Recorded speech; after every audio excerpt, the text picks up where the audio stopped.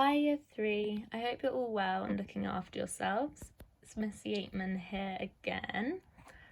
So today I'm going to be talking you through how to write an autobiography. So last week and at the start of this week you were writing biographies, which is when you're writing about somebody else's life, whereas an autobiography is when you write about your own life. So the purpose of an autobiography is to give an account of your life so far. So I am going to show you the success criteria for this piece of writing, and we'll go through this. I've written them out for you, and then I'm going to model to you how to write an autobiography, and I'll do it about my life. So our success criteria is here. So I can write in the first person. An autobiography is all about you. So you'll be saying, I did this, me, it's all about you. So lots of I's and me's. Write in the past tense. So you are writing about things that have happened already. So in the past tense. I can write using the present perfect tense. So in English yesterday you focused on this to give you a better understanding of it all. It's something that you will all use without even realising. However, it's used to talk about what we've done in a way that doesn't tell us when it's happened. So for example, I have never owned a cat. You can also use it to describe something that started in the past and is still happening. So I have been at Swafford School for 5 years. Started in the past, but it's still happening. I'm still at Swafford School.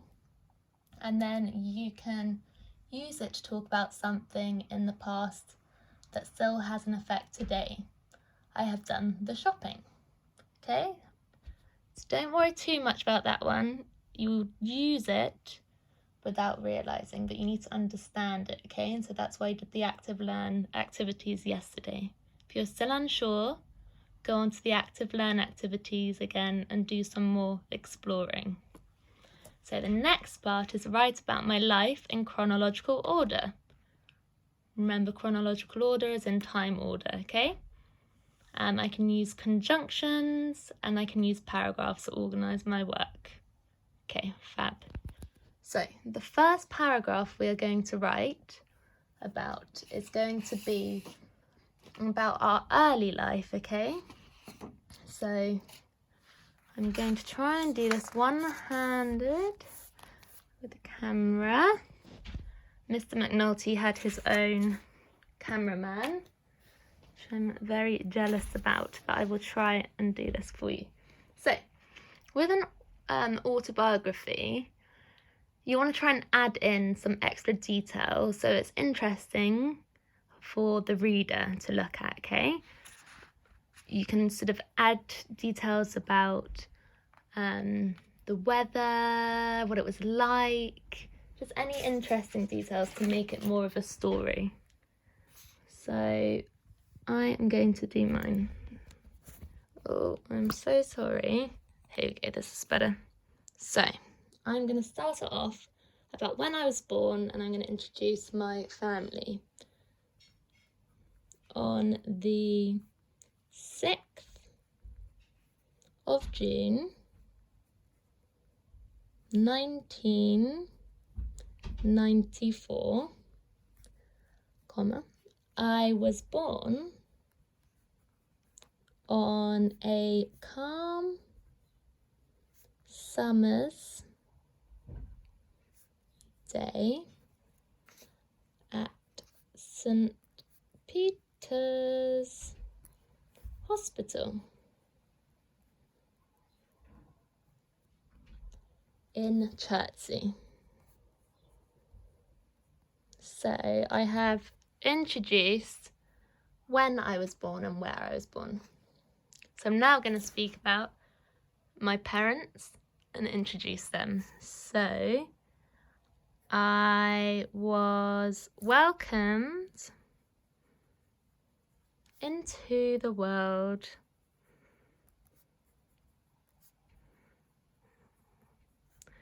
by my parents named Robert and Mary Jane, and my older sister called Anna.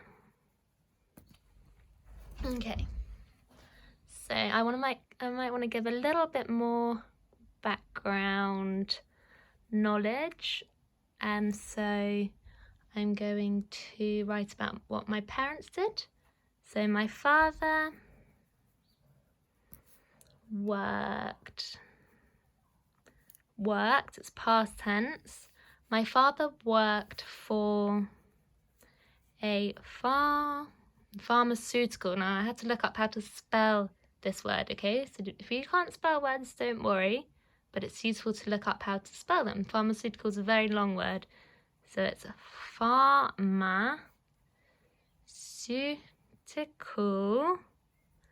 pharmaceutical company. And my mother